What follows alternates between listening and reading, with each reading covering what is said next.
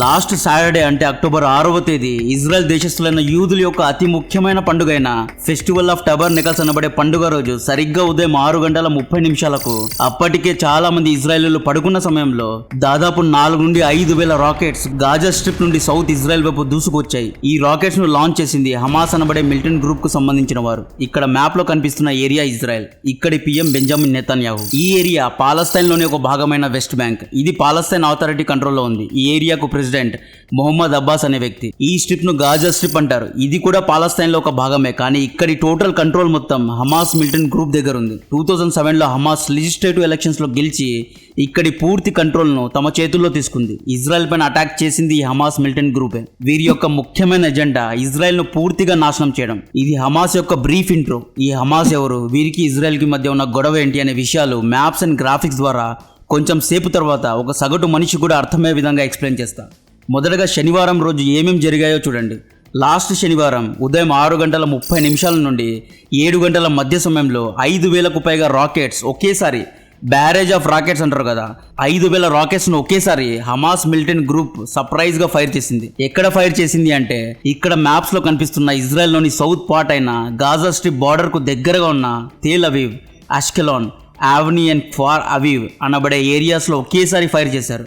Rockets యొక్క దాడులకు భయపడి ఇజ్రాయెల్ ప్రజలు ఇంటి నుండి బయటకు పారిపోయే దృశ్యాలు ఇక్కడ చూడొచ్చు. 5,000 రాకెట్స్ ను ఫైర్ చేశామని హమాస్ మిలిటెంట్ గ్రూప్ కు కమాండర్ అయిన మొహమ్మద్ దేఫ్ ఒఫీషియల్ గా ప్రకటించాడు. ఈ మొహమ్మద్ దేఫ్ అనే వ్యక్తి ఖతార్ దేశస్థుడు.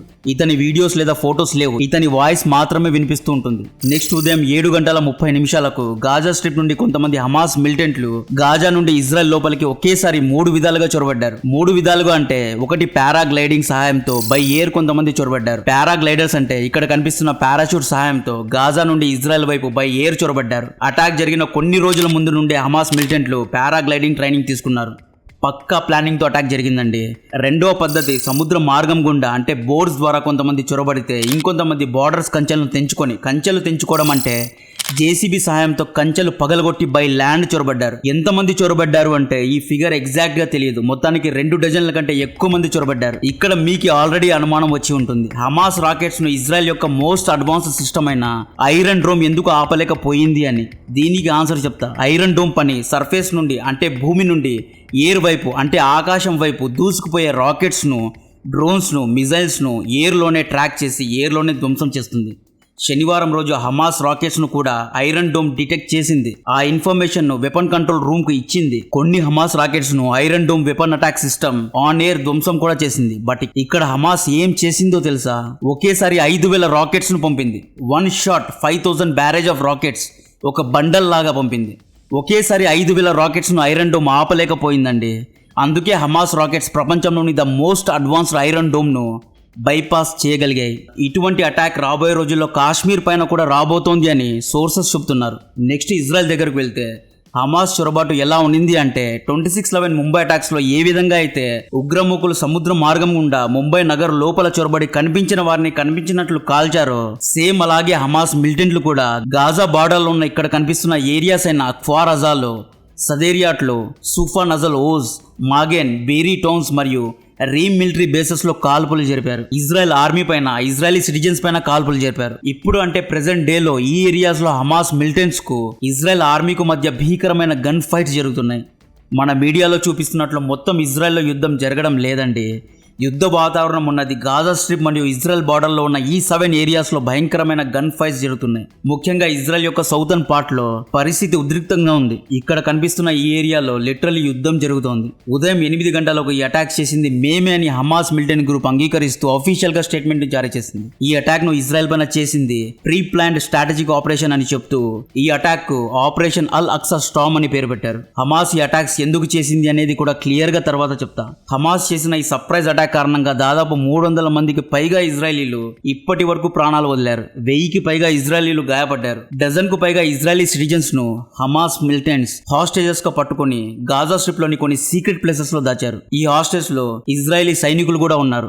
ఇజ్రాయెల్ లో ఉన్న చిన్న పిల్లలను సౌతర్న్ తెల్ అవీవ్ లో ఉన్న ఒక కపుల్ ను అమెరికన్ సిటిజన్స్ ను కూడా హమాస్ కిడ్నాప్ చేసినట్లు CNN ఆర్టికల్స్ లో పబ్లిష్ అయింది. గాజా బార్డర్ దగ్గర ఉన్న ఇజ్రాయలీ వార్ ట్యాంక్స్ లోపల కూర్చున్న ఇజ్రాయలీ సైనికుడిని హమాస్ మిలిటెంట్స్ అటాక్ చేస్తున్న దృశ్యాలు దృశ్యాలు ఇక్కడ చూడొచ్చు. ఇజ్రాయలీ ఉమెన్ సోల్జర్స్ ను హాస్టేజెస్ గా పట్టుకొని వేరే కారులో తరలిస్తున్న దృశ్యాలు కూడా ఇక్కడ చూడొచ్చు. ఈ విజువల్స్ పెట్టినందుకు యూట్యూబ్ మన వీడియోను రిస్ట్రిక్ట్ చేయొచ్చు. అందుకే అయినంత వరకు ఈ వీడియోను అందరికీ షేర్ చేయండి. హమాస్ అటాక్ చేసిన కొద్ది గంటల తర్వాత అంటే ఉదయం 11 గంటలకు ఇజ్రాయెల్ ప్రధానమంత్రి బెంజమిన్ నేతన్యాహు మీడియా ముందుకు వచ్చి అఫీషియల్ గా హమాస్ పైన యుద్ధాన్ని ప్రకటించాడు. చనిపోయిన ప్రతి ఒక్క యూదుడి చావుకి ప్రతీకారం తీర్చుకుంటాము, దెబ్బకి దెబ్బ కొడతాము, ప్రాణానికి ప్రాణం తీస్తాము అని we will settle the scores అని నేతన్యాహు వార్నింగ్ ఇచ్చాడు. కట్ చేస్తే బెంజమిన్ నేతన్యాహు స్టేట్మెంట్ ఇచ్చిన కొద్ది నిమిషాల్లోనే, గంటల సమయం కూడా కాదండి, కేవలం కొద్ది నిమిషాల్లోనే ఇజ్రాయెల్ ఫైటర్ జెట్స్ రంగంలో దిగాయి. గాజా స్ట్రిప్ లో ఉన్న హమాస్ మిలిటరీ పోస్టులపైన దాడులు మొదలుపెట్టాయి. Israel has declared it is at war after including children, grandmothers and young people. אנחנו במלחמה.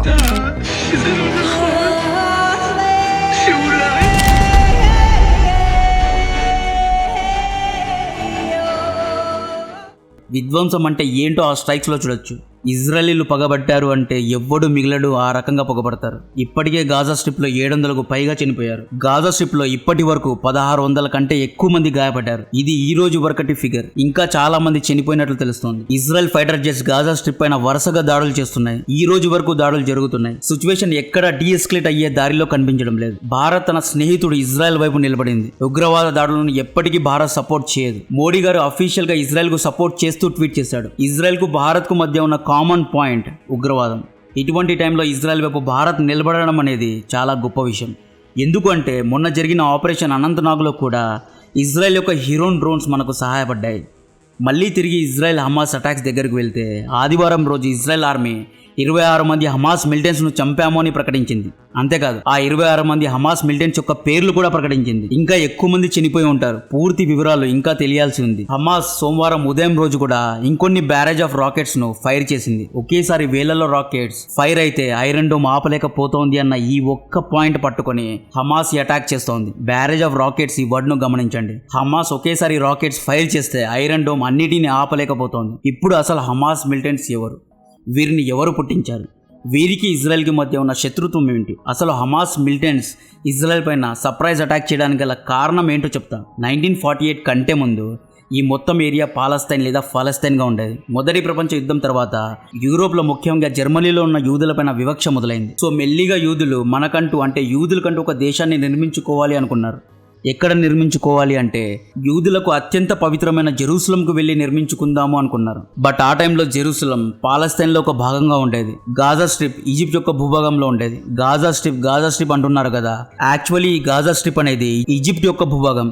దీన్ని ఇజ్రాయెల్ ఎలా ఆక్యుపై చేసిందో కూడా తర్వాత చెప్తాను. సో 1919 నుండి 1948 మధ్యకాలంలో లక్షల్లో యూదులు జెరూసలంకు వలస వెళ్లారు. పాలస్తైన్లో భూములు కొన్నారు. పాలస్తైన్లో యూదులు సెటిల్ అవ్వడం అంటే రెఫ్యూజీల లాగా సెటిల్ అవ్వలేదండి. పాలస్తైన్లో ల్యాండ్స్ తీసుకున్నారు, ల్యాండ్స్ కొన్నారు. పాలస్తైనీ ప్రజలు యూదులకు ల్యాండ్స్ ను అమ్మారు, భూమికి యజమానులయ్యారు, మెల్లిగా ఎక్స్పాండ్ అయ్యారు. 1919 కంటే ముందు పాలస్తైన్లో యూదులు లేరా అంటే ఉండేవారు. మిడ్ 17th సెంచరీలో అంటే పాలస్తైన్ ఒట్టోమన్ కంట్రోల్లో ఉన్నప్పుడు యూదులు పాలస్తైన్ యొక్క టోటల్ పాపులేషన్ లో 5% ఉండేవారు. ఇక్కడ జెరూసలంలో ఉన్న అల్ అక్సా మాస్క్ అనేది యూదులకు, క్రిస్టియన్స్ కు, ముస్లిమ్స్ కు అత్యంత పవిత్రమైనది. ఈ అల్ అక్సా మాస్క్ యొక్క ఇంపార్టెన్స్ గురించి ఆల్రెడీ మన ఛానల్లో వీడియో చేశాం. మీకు డీటెయిల్ ఇన్ఫర్మేషన్ కావాలంటే లింక్ డిస్క్రిప్షన్ లో ఉంటుంది. ఈ వీడియోలో బ్రీఫ్ గా ఎక్స్ప్లెయిన్ చేస్తా. సో డైరెక్ట్ గా పాయింట్ కి వస్తే 1948లో యూదులు ఇజ్రాయెల్ అనే దేశాన్ని తమకు తామే ప్రకటించుకున్నారు. ఈ విషయం పాలస్తైన్ లో ఉన్న మిగతా అరబ్ ముస్లిమ్స్ కు నచ్చలేదు. అరే మా దేశంలో వలసకారులుగా వచ్చి మా దేశంలోని ఒక భూభాగాన్ని ఇజ్రాయెల్ అని మీకు మీరే ప్రకటించుకుంటారా అని పాలస్తైన్ లోని అరబ్ ముస్లింలు గొడవ చేశారు. పాలస్తైన్ కు సపోర్ట్ గా మిగతా అరబ్ ముస్లిం దేశాలైన Saudi Arabia, Egypt, Jordan, Syria, Iraq ఇలా మిగతా అరబ్ దేశాలన్నీ కలిసి ఇజ్రాయెల్ పైన యుద్ధాన్ని 1948లో ప్రకటించారు. ఈ యుద్ధంలో ఇజ్రాయెల్ వన్ సైడ్ గెలిచింది, అరబ్ దేశాలన్నిటినీ ఓడించింది. ఈ యుద్ధం గురించిన ఫుల్ వీడియో లింక్ కూడా డిస్క్రిప్షన్ లో ఇస్తా. సో ఫైనల్లీ ఈ ఏరియా ఇజ్రాయెల్ అయింది. ఇక్కడ గ్రీన్ కలర్ లో కనిపించే ఏరియా పాలస్తైన్ అయింది. మధ్యలో ఉన్న జెరూసలంను ఐదర్ ఇజ్రాయెల్లో కలపలేదు లేదా పాలస్తైన్లో కలపలేదు. దీన్ని డిస్ప్యూటెడ్ జోన్గానే ఉంచారు. ఈ రోజు వరకు కూడా జెరూసలం అఫీషియల్గా ఇజ్రాయెల్లో ఒక భాగంగా లేదు, అలాగని పాలస్తైన్లో కూడా ఒక భాగంగా లేదు. అయితే ఇక్కడ ఇజ్రాయెల్ పాలస్తైన్ గొడవ మొత్తానికి కారణం అంటే సెంటర్ పాయింటే ఈ స్థలం పేరే జెరూసలం. జెరూసలంలో ఉన్న అల్ అక్సా మాస్క్ అనేది ముస్లిమ్స్కు మక్కా మదీనా తర్వాత అతి పవిత్రమైన మాస్క్గా నమ్ముతారు. ఇక్కడ జాగ్రత్తగా చూడండి. యూదుల నమ్మకం ఏంటి అంటే ఇయర్ 685 CE కంటే ముందు ఈ అల్ అక్సా మాస్క్లో టెంపుల్ మౌంట్ అనే యూదుల మందిరం ఉండేది అని యూదులు నమ్ముతారు. యూదుల మందిరమైన టెంపుల్ మౌంట్ ను డెమాలిష్ చేసి అప్పటి అరబ్ రాజు అయిన అబదల్ మలిక్ ఇబన్ మార్వాన్ అనే వ్యక్తి అల్ అక్సా మాస్క్ ను కట్టారు అని యూదులు నమ్ముతారు. క్రిస్టియన్స్ కు కూడా ఇది పవిత్రమైన స్థలమే, ఎందుకంటే జీసస్ క్రైస్ట్ జెరూసలంలోనే దేహాన్ని వదిలారు. ప్రపంచంలో దీనికంటే డిస్ప్యూటెడ్ కాన్ఫ్లిక్టెడ్ జోన్ అనేది ఉండదు. ఇప్పుడు ప్రెసెంట్ డేలో జెరూసలం ఇజ్రాయెల్ ఆర్మీ కంట్రోల్లో ఉంది. అయితే అల్ అక్సా మాస్క్ లో అఫీషియల్ ఎంట్రీ యూదులకు లేదు.